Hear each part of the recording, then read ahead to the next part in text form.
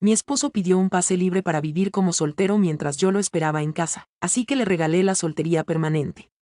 Imagina pasar 10 años construyendo una vida con alguien, apoyándolo en sus peores momentos y siendo su roca, solo para que una reunión de exalumnos y una conversación con la que se escapó destruyan todo en una noche. Mi esposo, Julián, no solo decidió que se arrepentía de haberme conocido, sino que tuvo la audacia de pedirme que fuera su puerto seguro, mientras él salía a explorar lo que se perdió por casarse conmigo.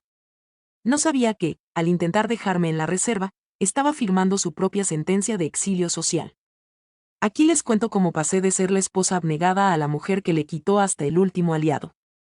Antes de comenzar este relato, queremos agradecer de corazón a todas aquellas personas que se suscribieron a este humilde canal.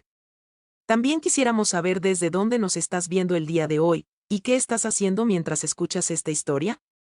Si te gustan este tipo de videos, no olvides suscribirte a este canal si aún no lo hiciste, darle manita arriba y activar las notificaciones para que YouTube te avise cada vez que subimos un video nuevo. Mi nombre es Elena y hace apenas 3 meses creía que vivía en un matrimonio sólido. Julián y yo nos conocimos a los 19 años, en el segundo año de la facultad. Fuimos esos novios que todos envidiaban por la estabilidad que proyectábamos. Nos casamos apenas nos graduamos, compramos una casa pequeña y construimos una rutina basada en el apoyo mutuo. Yo siempre fui la planificadora, la que ahorraba, la que recordaba los cumpleaños de su madre y la que lo sostenía cuando el estrés del trabajo lo superaba. Sin embargo, todo cambió hace 8 semanas, tras la fatídica reunión de los 10 años de graduados de su universidad. Julián fue solo porque yo tenía una gripe terrible. Regresó a las 3 de la mañana, con la mirada perdida y un silencio que cortaba el aire. Al principio pensé que estaba cansado o que algo malo había pasado con sus amigos, pero los días siguientes fueron una tortura de frialdad. Dejó de tocarme, de mirarme a los ojos y de participar en nuestras conversaciones sobre el futuro. Cuando finalmente lo confronté, llorando en la cocina mientras él evitaba cenar conmigo, la verdad salió de la forma más cruel posible. Me dijo que se había encontrado con Mónica, su gran amor de la adolescencia, la chica que lo dejó antes de conocerme a mí. Según él, ella le hizo ver que se había conformado demasiado pronto.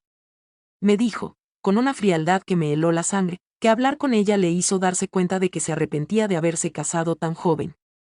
Dijo que sentía que se había saltado una etapa vital, que nunca había experimentado lo que era ser un hombre soltero con recursos y libertad, y que verme a mí solo le recordaba la cárcel de las responsabilidades que aceptó a los 22 años. Me quedé petrificada. 10 años de amor, sacrificios y construcción mutua fueron reducidos a un error de cálculo en su cabeza. Julián entró en una depresión profunda, o al menos eso decía él, pasando los días suspirando por los rincones y mirando fotos viejas en Facebook.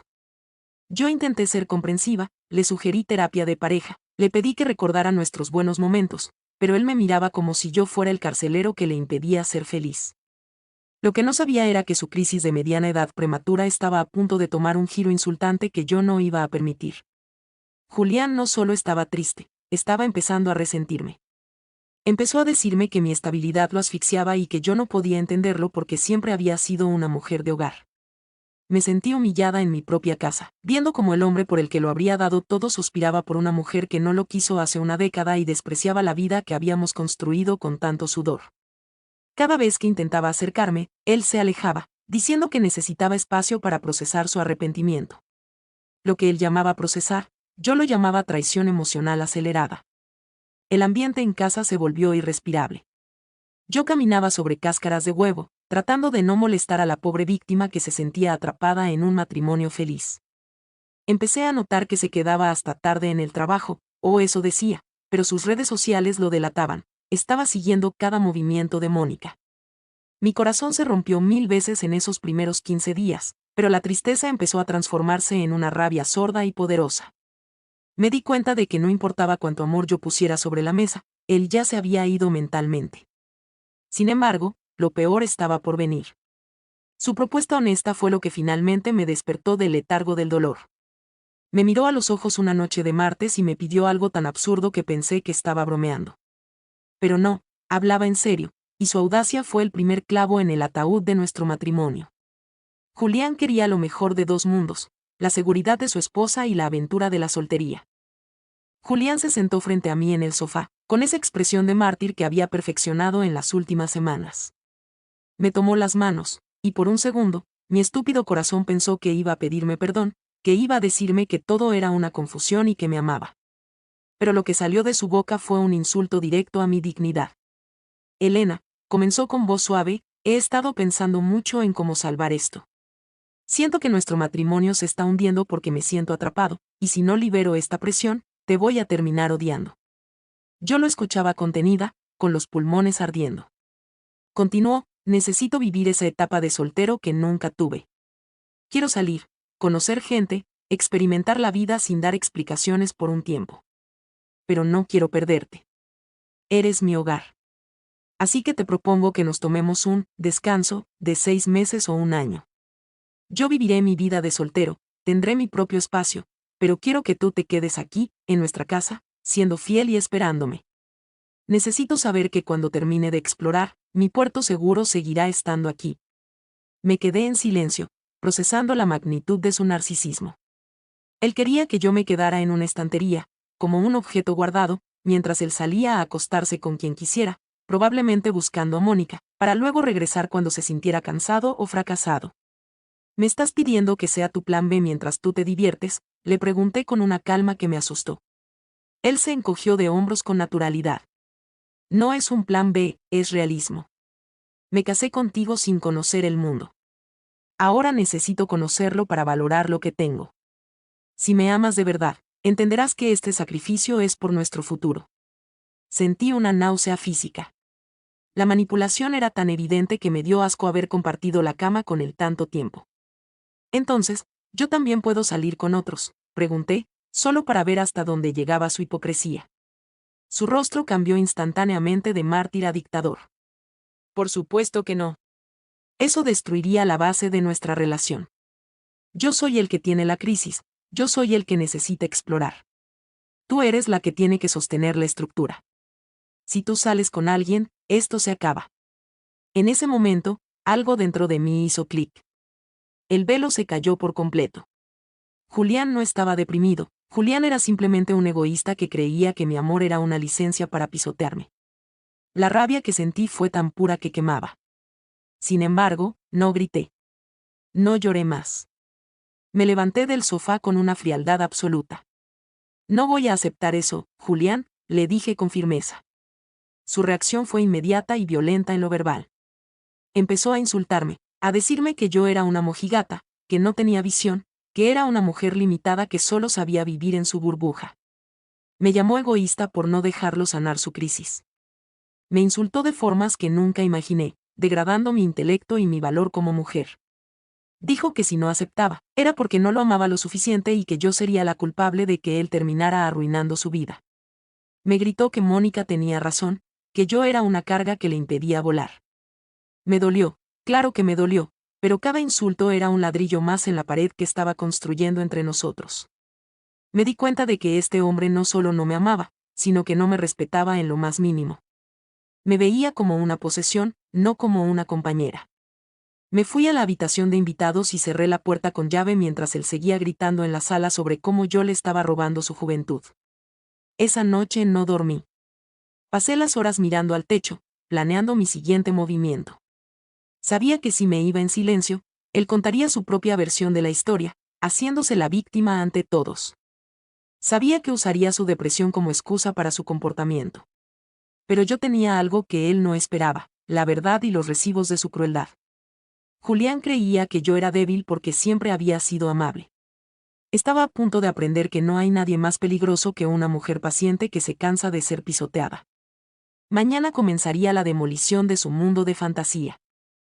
A la mañana siguiente, Julián se levantó como si nada hubiera pasado, con esa arrogancia de quien cree que ya ganó la batalla por agotamiento. Me lanzó una mirada de desprecio mientras tomaba café y me dijo, piénsalo bien, Elena. Tienes hasta el viernes para decidir si vas a ser la esposa que necesito o si vas a ser la mujer que me obligue a dejarla. No le respondí. Simplemente esperé a que se fuera a trabajar para activar mi plan. Lo primero que hice fue llamar a mi madre. Lloré, pero esta vez con un propósito.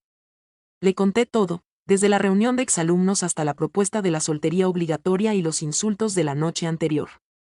Mi familia siempre ha sido muy unida, y escuchar a mi madre indignada me dio la fuerza que me faltaba. pero no me detuve ahí. Julián siempre se había jactado de su reputación de hombre de familia ante sus padres y sus amigos. Sabía que su mayor debilidad era lo que los demás pensaran de él. Así que llamé a mi suegra. Su madre, una mujer recta que siempre me había querido como a una hija, se quedó en silencio por lo que parecieron siglos cuando le relaté los deseos de su hijo de vivir la vida de soltero mientras yo le guardaba el sitio. Elena, querida, ¿me estás diciendo que Julián te pidió permiso para hacerte infiel?, preguntó con una voz que temblaba de vergüenza. Sí, mamá Clara, y me insultó de las peores formas cuando le dije que no, respondí con calma. La mujer estaba horrorizada. Inmediatamente después, contacté a nuestro grupo de amigos en común. Tenemos un chat grupal de parejas desde hace años.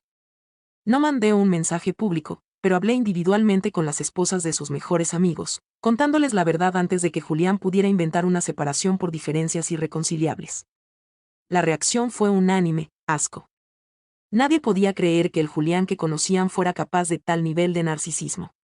Para el mediodía, el teléfono de Julián debía estar ardiendo, pero yo no me detuve. Fui al banco, retiré la mitad de nuestros ahorros comunes, lo que legalmente me correspondía, y busqué un abogado. Mi abogado fue directo. Su comportamiento y sus insultos, sumados a la presión para una relación abierta no consensuada, eran base suficiente para un divorcio que no le saldría barato. Al final de la tarde, me sentí extrañamente en paz. Había pasado de ser la víctima solitaria a la arquitecta de su caída. Regresé a casa y empecé a empacar mis cosas más importantes. No quería quedarme allí ni un minuto más de lo necesario. Julián llegó a las 6 de la tarde, y su cara era un poema de confusión y rabia. Al parecer, su madre lo había llamado para reprenderlo como a un niño pequeño, y sus amigos le habían enviado mensajes cuestionando su cordura. ¿Qué demonios hiciste?, gritó al entrar, tirando las llaves sobre la mesa. Mi madre me llamó llorando. Mario me dijo que soy un idiota. Has arruinado mi reputación con mentiras. Lo miré con una sonrisa gélida mientras cerraba una maleta. No son mentiras, Julián. Solo les conté tu maravillosa idea de la soltería con esposa de reserva.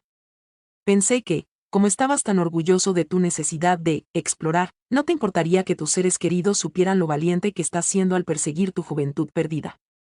Estaba lívido. Intentó acercarse para intimidarme, pero retrocedí y saqué mi teléfono. Ni te acerques. Todo el mundo ya sabe quién eres ahora. Si intentas algo, hay 10 personas esperando mi llamada para venir aquí. Se desplomó en una silla, dándose cuenta de que su red de seguridad se había esfumado. Sus amigos no lo apoyarían en sus juergas, su familia estaba decepcionada y yo ya no estaba allí para sostener su ego. Había intentado dejarme en la reserva, y terminó quedándose solo en el campo de juego. «Te vas a arrepentir de esto», murmuró con veneno. No lo creo, Julián, respondí. El único que se va a arrepentir eres tú cuando te des cuenta de que Mónica no quiere a un hombre de 30 años con una crisis existencial y sin el apoyo de nadie. Buena suerte viviendo tu vida de soltero. Ahora la tienes toda para ti. Salí de la casa con mis maletas, sintiendo que el aire de la calle era más puro que nunca. Julián pensó que yo era su puerto seguro, pero se le olvidó que los puertos también pueden cerrar sus puertas a los barcos que no saben valorar la calma. Pasar la primera noche fuera de la casa que compartí con Julián durante 10 años fue extrañamente liberador. Me quedé en casa de mis padres, rodeada de un apoyo que me recordaba que mi valor no dependía de la validación de un hombre que se sentía atrapado por mi amor. Mis padres estaban furiosos, pero canalizaron esa rabia en cuidarme. Mi hermano mayor incluso se ofreció a ir a la casa para asegurarse de que Julián no intentara nada con mis cosas restantes, pero le pedí que esperara. Quería que el silencio fuera mi siguiente movimiento. Julián, por supuesto, no se quedó callado. Durante las siguientes 48 horas, mi teléfono recibió una avalancha de mensajes que pasaban del arrepentimiento patético al odio más puro. Elena, perdóname, estaba confundido, decía uno a las 3 de la mañana. 10 minutos después, eres una traicionera por contarle a mis padres, siempre supe que eras una manipuladora. No respondía a ninguno. Bloquearlo fue una de las sensaciones más satisfactorias que he tenido en mi vida.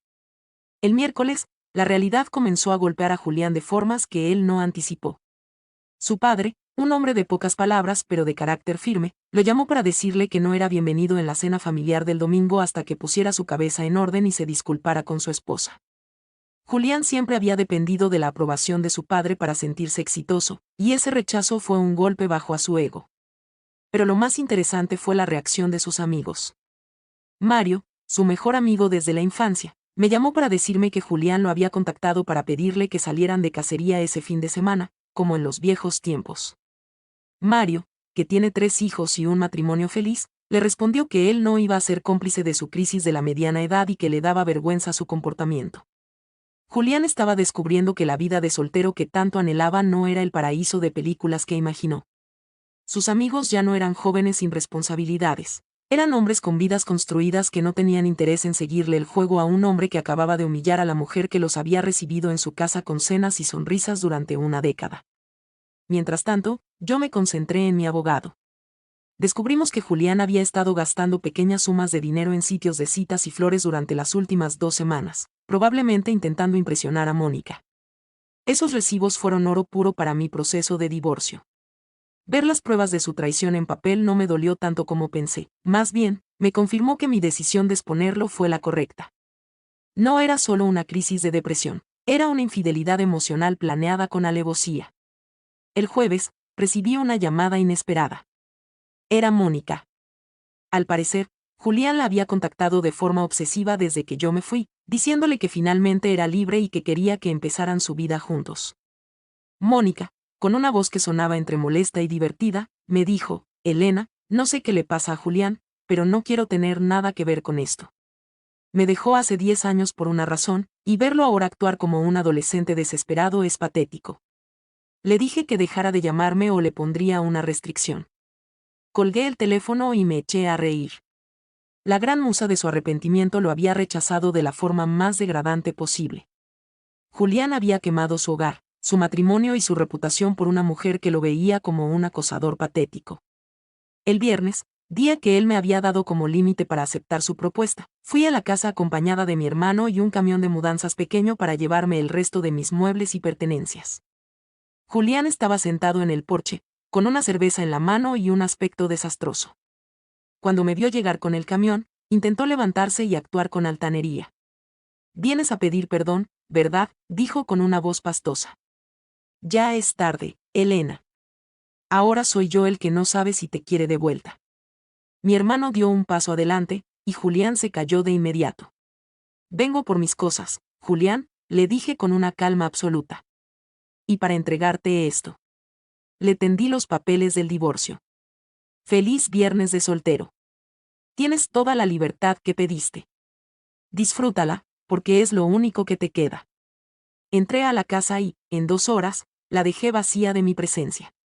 Cada rincón que yo había decorado, cada planta que yo había cuidado, se fue conmigo. Cuando salí por última vez, Julián estaba llorando en la entrada. «Elena, no puedes hacerme esto. Estamos casados». «Tú rompiste el contrato cuando pediste un pase libre, Julián», respondí mientras subía al coche. «Buena suerte con Mónica. Ah, por cierto, ella me llamó. Dice que dejes de acosarla». Su cara de humillación fue el cierre perfecto para este capítulo de mi vida. La semana siguiente a mi mudanza definitiva fue un torbellino de validación social que Julián nunca esperó. Él siempre había creído que en un divorcio, la gente se divide en bandos iguales, pero cuando la causa es la arrogancia extrema y una propuesta de infidelidad institucionalizada, la balanza se inclina de un solo lado. Julián intentó desesperadamente recuperar el control de la narrativa. Publicó un estado largo en Facebook, lleno de palabras vagas sobre crecimiento personal, etapas que se cierran y cómo él estaba buscando su verdadera esencia tras años de opresión. Fue un error táctico garrafal. Su propia tía, una mujer de 70 años conocida por su franqueza, le comentó públicamente: «¿Esencia? Julián, lo que estás buscando es una falta de vergüenza. Deja de usar palabras elegantes para justificar que querías que Elena te viera acostarte con otras. Madura». El comentario tuvo más reacciones que la publicación original. Julián lo borró a los 10 minutos, pero las capturas de pantalla ya estaban circulando en los grupos de WhatsApp de todos nuestros conocidos. La humillación digital fue solo el principio. en el trabajo de Julián, donde él siempre se había proyectado como el hombre estable y confiable encaminado a una promoción, los rumores empezaron a filtrarse. Resulta que la esposa de su jefe es muy amiga de Clara, mi suegra. Clara, en su indignación, no se guardó nada durante su tarde de café semanal.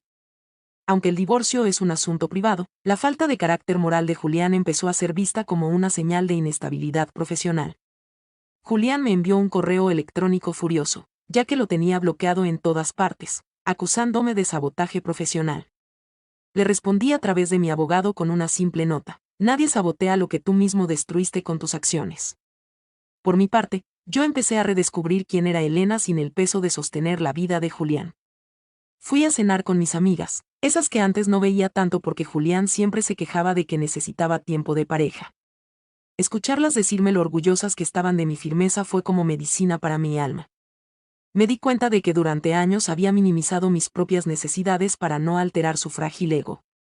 La vida de soltero de Julián, mientras tanto, era un desastre cómico. Mis informantes, amigos en común que aún sentían curiosidad por el choque de trenes que era su vida, me contaron que intentó ir a un bar de moda el sábado por la noche. Fue solo, se emborrachó y terminó llamando a Mario a las 2 de la mañana para llorar sobre cómo la música estaba demasiado fuerte y las chicas eran demasiado jóvenes y groseras. Julián se había quedado atrapado en una brecha generacional y emocional. Ya no era el joven de 20 años que podía conquistar el mundo, y no tenía la madurez de un hombre de 30 para aceptar su realidad. Lo más gratificante fue ver cómo mi familia y la suya se unieron en mi apoyo.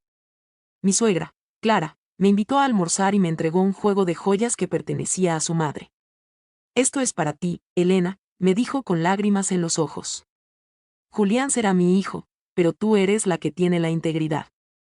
Él ha perdido el derecho a esta herencia emocional. Julián se enteró de esto y estalló en otra ráfaga de correos electrónicos sobre cómo yo le estaba robando a su familia. No entendía que la lealtad se gana, no se hereda por sangre cuando actúas como un canalla. Al final de esa semana, me senté en mi nuevo y pequeño apartamento, rodeada de cajas, pero con una claridad mental absoluta. Había perdido una casa grande y 10 años de historia, pero había recuperado mi dignidad y el respeto de todos los que importaban. Julián tenía su soltería, pero el precio había sido la soledad absoluta en una ciudad donde ya nadie creía en su fachada. La depresión que él decía tener se había transformado en una autocompasión tóxica que solo lo hundía más. Yo, en cambio, estaba empezando a florecer en la libertad que él tanto me presumió y que terminó siendo mi mayor regalo. Un mes después de la mudanza, Julián llegó a la etapa que todos predecíamos: la desesperación. La soltería no era el buffet de modelos y aventuras que él había imaginado tras su charla con Mónica. Era, en realidad, comer comida para llevar solo frente al televisor, pagar facturas que antes yo administraba y darse cuenta de que su ropa no se lavaba por arte de magia. Intentó el bombardeo de amor. Empezó a enviar flores a mi oficina con notas que decían recuerda nuestros años felices y cometí el error más grande de mi vida. Mis compañeras de trabajo, que sabían toda la historia, me preguntaban si quería que las tiraran a la basura. No, les decía yo, pónganlas en la recepción, que se vean bonitas mientras se marchitan, como su honestidad. Un martes por la tarde, me lo encontré esperando fuera de mi edificio. Se veía demacrado, había perdido peso y el brillo de arrogancia en sus ojos había sido reemplazado por una súplica patética. Elena, tenemos que hablar, dijo bloqueándome el paso hacia mi coche. He ido a terapia. He entendido que mi crisis era una tontería. Mónica no significa nada, ella es una loca. Te necesito de vuelta. La casa está vacía sin ti. Lo miré con una mezcla de lástima y hastío. ¿Mónica es una loca ahora, Julián? Hace un mes era la mujer que te abrió los ojos sobre cómo yo era una carga para tu vuelo. Él bajó la cabeza. Estaba confundido, la depresión me hizo decir cosas.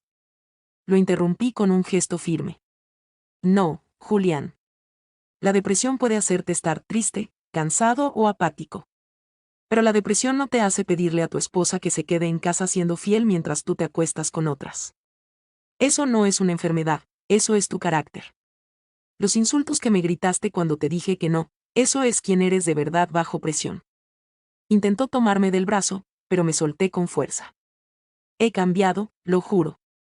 He hablado con mis padres, ellos me perdonarán si tú vuelves. Me eché a reír. Tus padres te perdonarán porque eres su hijo, pero no van a olvidar lo que hiciste. Y yo no soy tus padres.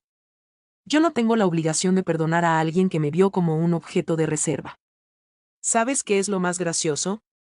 Que me pediste que te esperara 6 meses mientras vivías tu vida de soltero. Bueno, solo ha pasado un mes y ya te has rendido. Ni siquiera eres bueno siendo soltero. Sus ojos se llenaron de lágrimas de rabia. Lo hice por nosotros. Si vuelves ahora, podemos olvidar todo.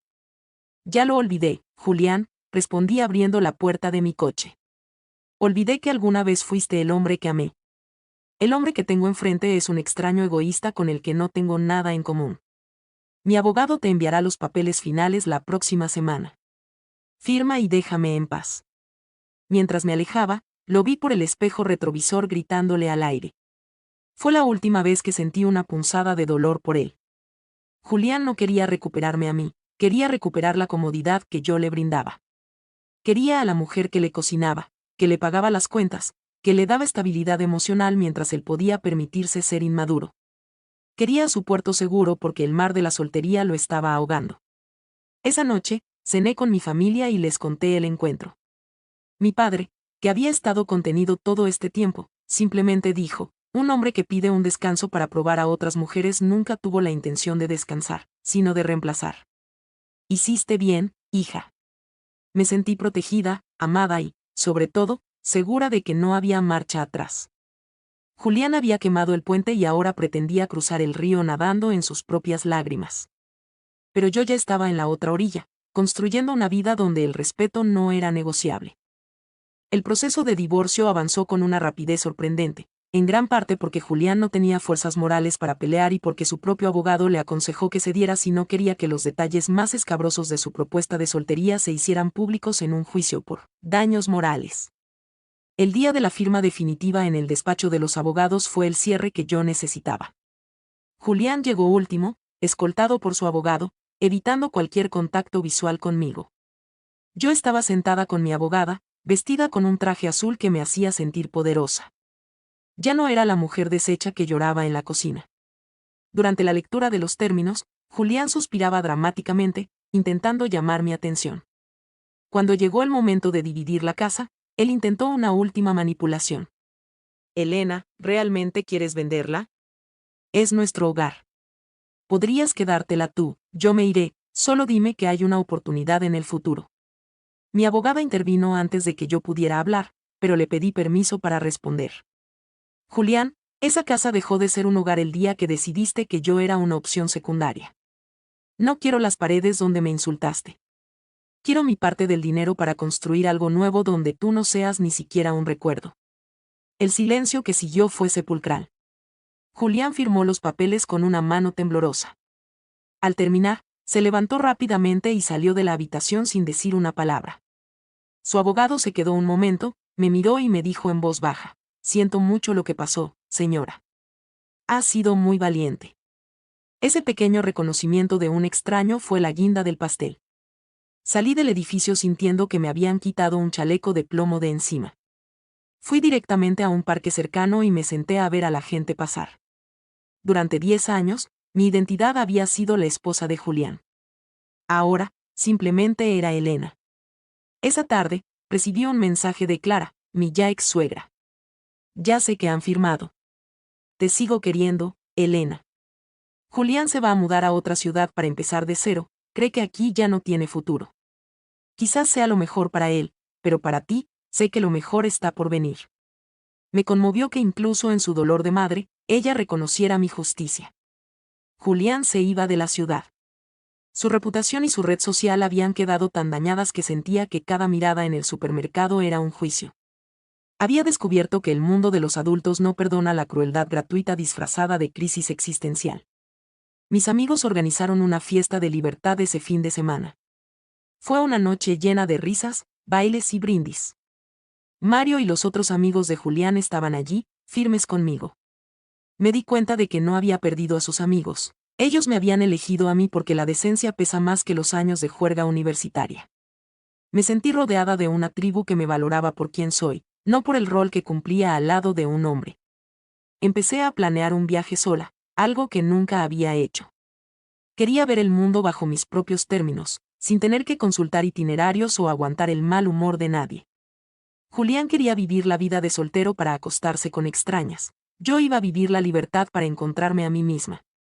La ironía era deliciosa. Él terminó huyendo de la ciudad por vergüenza, mientras yo me quedaba a disfrutar del amor y el apoyo que ambos habíamos construido, pero que solo yo supe cuidar.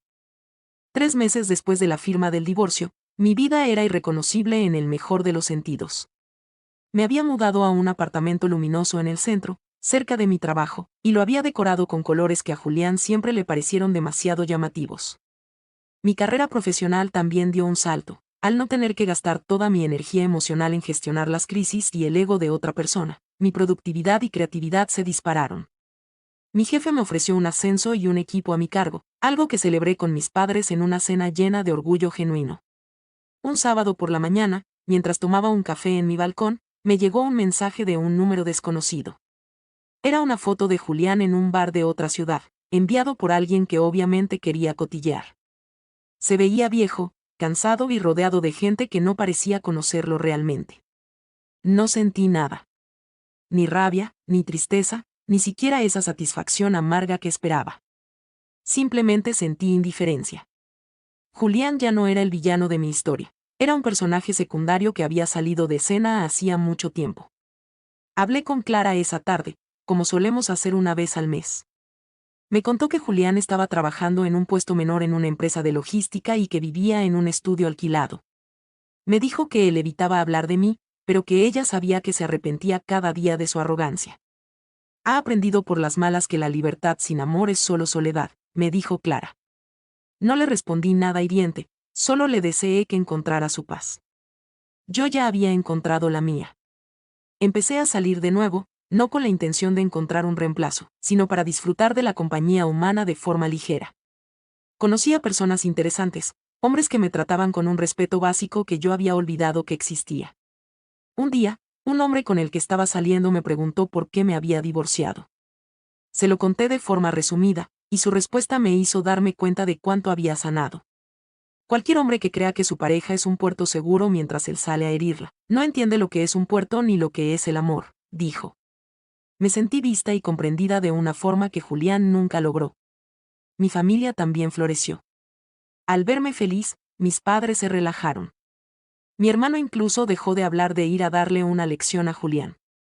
La justicia no fue un golpe físico ni una venganza dramática, fue simplemente el hecho de que yo prosperé mientras Julián se marchitaba en las consecuencias de sus actos. El apoyo de todos, que al principio fue una red de rescate, se había transformado en una comunidad de afecto constante. El arrepentimiento de Julián por haberse casado conmigo terminó siendo la llave que abrió mi verdadera vida. Si él no hubiera tenido esa crisis patética, yo quizás habría pasado otros 10 años siendo el soporte invisible de un hombre que no me merecía. En cierto modo, su encuentro con Mónica fue el favor más grande que me hizo. Me empujó fuera de una zona de confort que en realidad era una jaula de oro, y me obligó a volar sola para darme cuenta de que mis alas eran mucho más fuertes que las suyas. Ha pasado un año desde que Julián me pidió que fuera su esposa de reserva. Hoy estoy sentada en un avión, rumbo a mi primer viaje internacional sola. Miro por la ventana y veo las nubes, sintiendo una paz que no tiene precio. Recuerdo a la Elena de hace un año, la mujer que lloraba en el suelo de la cocina pensando que su mundo se acababa porque un hombre ingrato no sabía valorarla. Si pudiera abrazarla, le diría que el final de ese matrimonio fue en realidad el comienzo de su existencia real. Julián me escribió una carta hace unas semanas, una carta de papel enviada a casa de mis padres. La leí y luego la quemé en la chimenea. En ella, finalmente pedía perdón sin excusas. Admitía que su propuesta fue un insulto, que su depresión no justificaba su egoísmo y que se había dado cuenta de que Mónica era solo un fantasma que usó para escapar de su propia incapacidad de ser un hombre íntegro. Me pedía una última oportunidad para empezar de cero como amigos. No respondí. No porque guardara rencor, sino porque no hay nada que hablar con alguien que pertenece a un pasado que ya no reconozco. Mi silencio es mi respuesta final. Julián quería vivir la vida de soltero para explorar, y terminó descubriendo que no hay nada que explorar en un alma vacía de lealtad. Yo, que nunca pedí la soltería, la convertí en un santuario de autodescubrimiento. He aprendido que la lealtad es un regalo que se ofrece a quienes tienen el valor de sostenerla, y que el respeto es el cimiento de cualquier hogar real. Mis padres me despidieron en el aeropuerto con un abrazo lleno de orgullo. Clara me envió un mensaje deseándome buen viaje. Mis amigos me pidieron que enviara fotos al grupo. Mi red de apoyo sigue ahí, firme, pero ahora yo soy el centro de mi propio mundo. No soy el puerto seguro de nadie que no esté dispuesto a navegar a mi lado con honestidad. Julián pensó que me estaba dejando en la estantería, pero lo que hizo fue abrir la jaula. Se olvidó de que soy una mujer inteligente, con una familia que me ama y amigos que valoran la decencia. Pensó que su crisis le daba derecho a pisotearme, y terminó aplastado por el peso de su propia soberbia. Al despegar el avión, cierro los ojos y sonrío. Ya no hay más nosotros que sostener, solo una yo que tiene todo el mundo por delante. Julián tiene su libertad, esa que tanto gritó que necesitaba. Espero que la disfrute en su pequeño apartamento, en su ciudad extraña, mientras recuerda el día que decidió que arrepentirse de haberme conocido era una buena idea. Yo, por mi parte, no me arrepiento de nada. Ni siquiera de haberme casado con él, porque gracias a ese error, aprendí exactamente qué es lo que nunca volveré a permitir. El vuelo continúa, y por primera vez en mi vida, no tengo prisa por llegar a ninguna parte. Ya llegué a donde tenía que estar, a mi propio centro. Y desde aquí, el horizonte se ve infinito.